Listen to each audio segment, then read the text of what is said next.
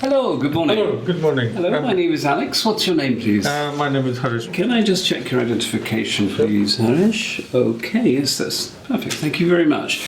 Now we're going to start with your topic. Can I have your topic form, please? ISE I. That's right. So what are we going to talk about, Haresh? I think we will talk about my favorite sport, cricket. Okay. So how long have you been interested in cricket? Cricket, I grew up with cricket, so it's possibly almost all my life I've been with the cricket. And do you play cricket or watch cricket? Unfortunately, not anymore. But I used to play cricket, and due to ill health, to give up the sport. Yeah. But do you prefer watching or did you prefer playing? I prefer playing, but now I'm happy to watch. Okay, you were playing in a team in the past? Yes, we played in a team, and we had a sort of our team in a local league, and successful few times. Were you good? Reasonably well. Yeah. Right. Wow. Yeah. Serious player. What does a cricket team have to do to be a successful team? Being a successful, I think all the players, they have to sort of like put an equal effort as a team rather than individuals, and sort of build from there. And Okay. And you're a member at Oval? That's correct. Yeah. Now I'm not playing. Sort of take advantage and become a member at the old Surrey Cricket Club. Incredible. So what matches have you watched recently? Recently this year I went to watch international match against New Zealand, play ODI match there. Right. Since then, regularly went to watch T20 Blast games. So watched a number of those games. Do you think you might watch another game later this season? Yes, weather permitting, possibly we'll go and watch a few more before the season starts. So if you do watch a game later this season, who will you watch play? Obviously, being a member at Surrey, so I will go there and see who the opponents are. Okay. Yeah. And is there a team that you support now more than any other? Coming from my background, India has always been my forefront international team. Living here locally, always followed Surrey. Sorry, why Surrey?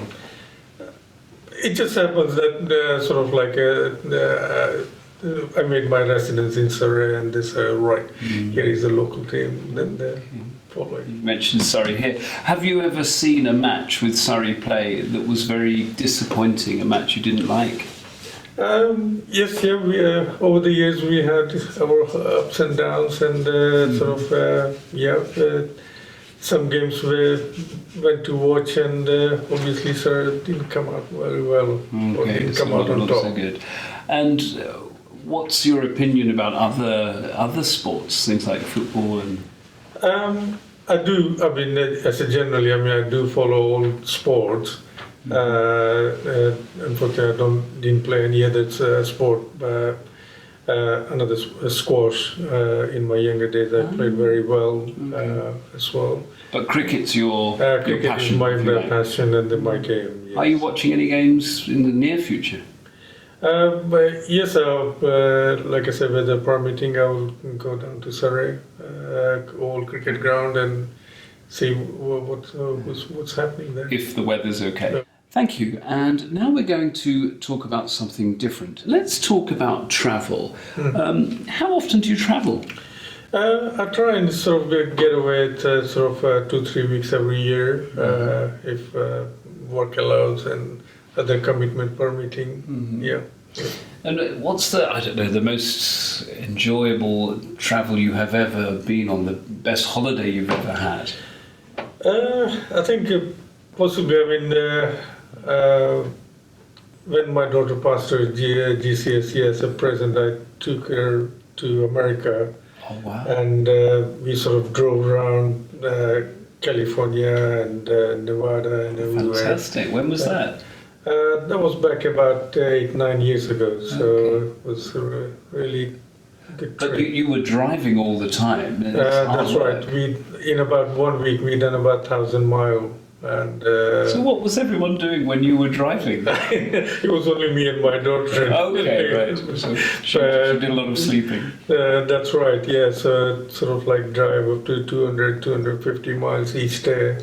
A lot of driving. Look around, crash into bed, morning. Go. So do you prefer travel when you see a lot of the country driving? I mean, that's right, yeah. I think it probably, it fascinates me to learn the history behind this, the places you visit, you know. Culture experience. And the culture, food, you know, and that's very much interest. If you go on holiday this year, where will you go? At the moment, I haven't decided, but then I'm planning to go to India again in October. Do you think you might go with your family, your daughter again, or?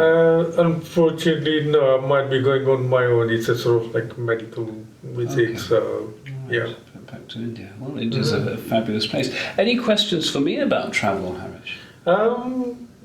I mean, any tips you can give us, or if you have been to any sort of very fascinating place or anything? In my opinion, you can't travel for cheap, for low prices anymore. But actually, I love India. India's a fantastic place. Well, thank you. Now we're going to move on to the listening task. You're going to hear a short talk about a type of bird called an emu. You will hear the talk twice, and as you listen, write down some notes about what you hear. If you want to. And after, I will ask you 6 questions on some facts about the emu. Are you ready? ISE I Listening Task 1. The emu is one of the strangest birds on our planet. It's very large. In fact, it's the second tallest bird in the world and sometimes grows to be 2 meters high. It's found in Australia, where it lives in open country and avoids forests and towns. Emus can't fly, but they have very long legs, which means they can run very fast, up to 50 kilometers an hour. They travel a lot, especially in search of food. They feed on insects and plants, but can live without food and water for a long time. Both the male and the female emu are brown in colour, which can make it difficult to see them. They also have very good eyesight, which helps them to escape from animals and birds that might attack them. The female lays many eggs in 1 year, but it's the male who sits on the eggs and looks after the young birds. Young emus reach full size after 6 months, and emus can live up to 20 years in the wild. Okay, so now we're going to listen again. ISE I Listening Task 1. The emu is one of the strangest birds on our planet. It's very large. In fact, it's the second tallest bird in the world and sometimes grows to be 2 meters high. It's found in Australia, where it lives in open country and avoids forests and towns. Emus can't fly, but they have very long legs, which means they can run very fast, up to 50 kilometers an hour. They travel a lot, especially in search of food. They feed on insects and plants, but can live without food and water for a long time. Both the male and the female emu are brown in colour, which can make it difficult to see them. They also have very good eyesight, which helps them to escape from animals and birds that might attack them. The female lays many eggs in 1 year, but it's the male who sits on the eggs and looks after the young birds. Young emus reach full size after 6 months, and emus can live up to 20 years in the wild. So I'm going to ask you some questions, Haresh. Sure. One, where do emus live? Emus live in a sort of open country in Australia. Thank you. 2, what kind of places do emus like living in? Emus like living in open country away from forests and towns. Thank you. Number 3, how fast can they run? They can run up to 50 kilometers per hour. Thank you. Number 4, can you tell me something they eat? They mainly eat insects and plants. Thank you. And number 5, what colour are emus? Emus are brown in color. Thank you. And number 6, what can you tell me about their eyesight? They have very good eyesight, which helps them to escape from animals and birds which may attack them. Thank you, Haresh. Mm-hmm. For task 2, you're going to hear a short talk about science. Mm-hmm. You will hear the talk twice. The first time, just listen. Then I'll ask you to tell me in a few words what the speaker is talking about. Mm-hmm. Are you ready? Yep, son. ISE I Listening Task 2.